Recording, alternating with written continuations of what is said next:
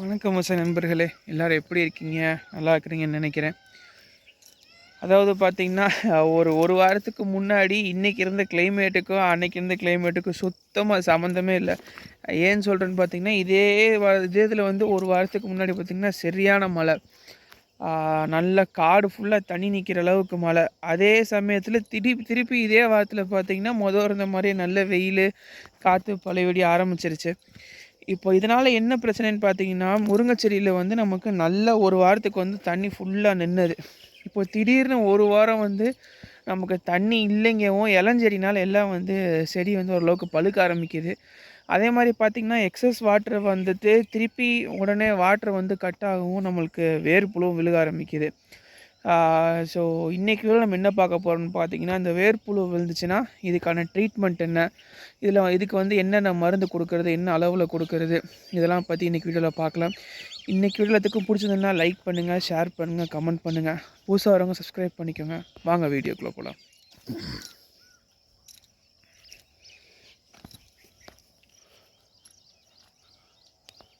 இப்போ நம்ம நட்டது பார்த்திங்கன்னா ஒரு இதுலேயுமே ஒரு 4 செடி 5 செடி வந்து போட்டிருந்தோம். மேக்ஸிமம் 4 செடி வந்து எல்லா பிட்டுலேயுமே வந்து போட்டிருந்தோம்.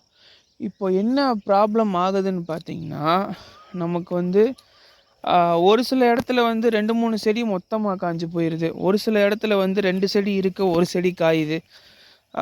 ஸோ இதெல்லாம் பார்த்திங்கன்னா இங்கே பாருங்கள், இந்த மாதிரி வந்து எல்லாமே வந்து காஞ்சு கீழே விழுந்துருது. ஸோ இதுக்கான காரணம் வந்து வேர்ப்புழு மட்டும்தான். இதில் வந்து என்ன இருக்கும்னா, கீழே ரூட் நாடியூல்ஸில் வந்து சின்ன சின்ன முட்டைகள் மாதிரியோ இல்லை சின்ன சின்ன புழுகள் மாதிரியோ தட்டுப்படும். அதே மாதிரி பார்த்திங்கன்னா, நமக்கு இந்த முருங்கை செடியில் வந்து நீங்கள் ஒரு செடி எடுத்து கரெக்டாக பாதியாக எக்ஸாக்டாக டிவைட் பண்ணிங்கன்னா, நடுவில் அந்த பித்தில் வந்து எப்படி இருக்கும்னு பார்த்தீங்கன்னா க்ரீன் கலரில் இருக்கும், நல்ல டார்க் க்ரீனில் இருக்கும்.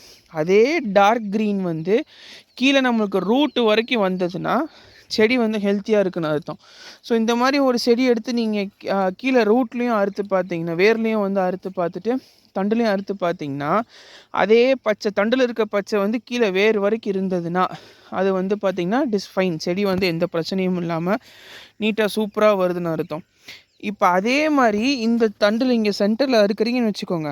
இந்த சென்டரில் அறுத்தா இதில் இருக்க பச்சை வந்து கீழே வேறு வரைக்கும் இருந்ததுன்னா எந்த பிரச்சனையும் இல்லை. பட் ஆனால் இந்த மாதிரி உங்களுக்கு செடி காயுது அப்படிங்கிற பட்சத்தில் ஒரு செடியை மட்டும் எடுத்துகிட்டு நீங்கள் இப்போ கீழே வந்து கட் பண்ணி பார்த்தீங்கன்னா அந்த மாதிரி இல்லை, கீழே வந்து ப்ரௌன் கலராகவோ இல்லை பிளாக் கலராகவோ மாறுது அப்படின்னா கட்டாயம் வந்து வேர்ப்புழு தாக்கல் தான். ஸோ இதுக்கு என்னென்ன மருந்து கொடுக்கலாம்னா பார்த்திங்கன்னா, நம்ம ஃபங்கிசைடு தான் main treatment. So blue copper வந்து இப்போ நான் சொல்கிற டோசேஜ் வந்து 400 லிட்டருக்கு.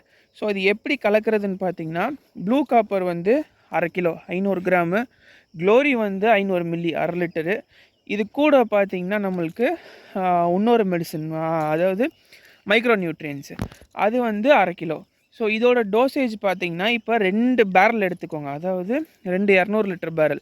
ஸோ ஃபஸ்ட்டு பேரலில் என்ன பண்ணுறீங்கன்னா, தண்ணி ஃபுல்லாக நிரப்பிட்டு இதில் வந்து 500 மில்லி க்ளோரி, 1/2 கிலோ வந்து மைக்ரோ நியூட்ரியன்ஸு, 1/2 கிலோ வந்து ப்ளூ காப்பர், இதெல்லாம் போட்டு நல்லா கலக்கிட்டு இந்த கலக்கின 200 லிட்டர் ட்ரம்மிலேருந்து எடுத்து இன்னொரு ட்ரம்மில் பாதி மெடிசனை வந்து ட்ரான்ஸ்ஃபர் பண்ணிடுங்க. ட்ரான்ஸ்ஃபர் பண்ணதுக்கப்புறம் திருப்பி வந்து 2 ட்ரம்லேயும் தண்ணி நிரப்பிட்டிங்கன்னா இப்போது நமக்கு சொல்யூஷன் வந்து 400 லிட்டருக்கு வந்து ரெடி. இப்போ என்ன பண்ணணும்னு பார்த்தீங்கன்னா, ஒரு 2 பேர், ஒரு ஆள் வந்து முன்னாடி செடிக்கு 1 லிட்டர் ஊற்றிட்டே போகணும், பின்னாடி அதே ரோவில் வந்து இன்னொருத்தவங்க பின்னாடி ஊற்றிட்டே வந்தாங்கன்னா, இப்போ ஒரு ஆள் ஊற்றிட்டு போனாங்கன்னு வச்சுக்கோங்களேன், நமக்கு வந்து மேற்பகுதியில் தண்டு பகுதியிலே நின்றுக்கும், கீழே வேர் வரைக்கும் ஃபுல்லாக போகாது. ஸோ என்ன பண்ணணும்னா, ஒரு ஆள் முன்னாடி ஊற்றிக்கிட்டே போகணும், பின்னாடி வந்து இன்னொரு ஆள் அதில் ஊற்றின இடத்துலேயே வந்து திருப்பி ஊற்றிக்கிட்டே வந்தோம்னு வச்சுக்கோங்க, ஒரு செடிக்கு வந்து 2 லிட்டர் அளவில் வந்து நம்ம இது கொடுக்கலாம். கொடுத்துட்டு பின்னாடியே 2 நாள் கழித்து திருப்பி ப்ளூ காப்பர் வந்து நம்ம தண்ணியிலே கலந்து விட்டோம்னா மோஸ்ட்லி வந்து ஒரு டிசீஸ் ஒரு செடிக்கு இருக்கிறது வந்து இன்னொரு செடிக்கு வந்து பரவாது. ஸோ ஃபஸ்ட்டு வந்து ஒரு செடிக்கும் இண்டிவிஜுவலாக ட்ரீட்மெண்ட் பண்ணதுக்கப்புறம் தண்ணி பாய்ச்சிங்கன்னா ஒரு செடி இருக்கிறது வந்து இன்னொரு செடிக்கு பரவாது.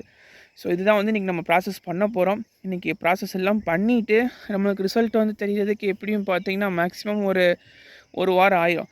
நமக்கு 1 வாரம்க்கு அப்புறம் தான் இந்த காஞ்ச செடி ஃபுல்லா ஓரளவுக்கு உயிர் இருக்கிறது எல்லாம் வந்து திருப்பி வேருக்கு இப்போ நம்ம மைக்ரோ நியூட்ரியன்ஸ் குடுக்காம விட்டோம்னா தழையிறது வந்து கொஞ்சம் கஷ்டம்.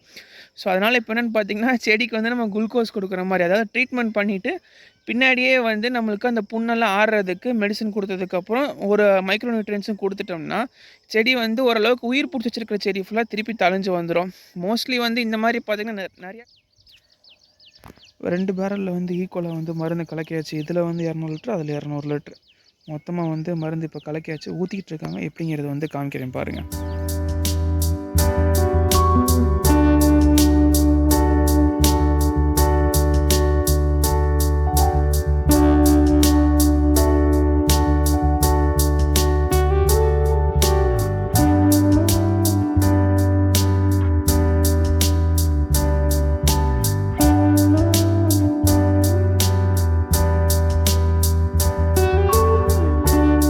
இந்த மாரி ஓரளவுக்கு பச்சை இருக்கிற செடி உங்களுக்கு வந்து லக் இருந்ததுன்னா, இதெல்லாம் வந்து பார்த்தீங்கன்னா, திருப்பி தழைஞ்சு வந்துரும். திருப்பி தழைஞ்சு வந்துரும்னு நம்புவோம்.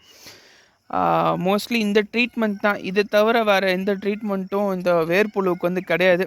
ஸோ, இன்னொரு ட்ரீட்மெண்ட் என்னன்னு பார்த்தீங்கன்னா, நம்ம என்ன பண்ணலான்னா, அடுத்தடுத்து நீங்க ஒரு 3 தண்ணி, 4 தண்ணி பாய்க்கிறப்போ, நமக்கு வந்து வேப்பம் புண்ணாக்கு நல்லா தண்ணீல ஊற வச்சு, ஒரு தண்ணிக்குமே குடுத்துட்டு வரலாம். சப்சிக்வென்ட்டா ஒரு 4, 5 தண்ணிக்கு குடுத்தீங்கன்னா, இந்த பிரச்சனை வந்து ஓவராலா மரம் பெருசாகிற வரைக்கும் இருக்காது. இந்த பிரச்சனை பார்த்தீங்கன்னா, செடி முருங்கையில வந்து இந்த இளஞ்செடியில தான் வரும். ஸோ, அதனால அந்த ஓரளவுக்கு மரம் பெருசாயிருச்சு அப்படிங்கிற பட்சத்தில வந்து இந்த வேர்ப்புழு தாக்கலோ, இல்ல தண்ணி நெறையா நின்னதோ ஓரளவுக்கு கட்டுப்பாடா இருக்கும். பட் ஆனா, இளஞ்செடியில வந்து பார்த்தீங்கன்னா, இது தாக்கல் வந்து நெறையா இருக்கும்.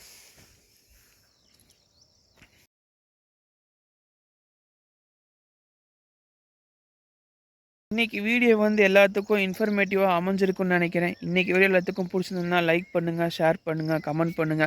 புதுசா வரவங்க சப்ஸ்கிரைப் பண்ணிக்கோங்க. மீண்டும் இன்னொரு வீடியோல சந்திப்போம். நன்றி.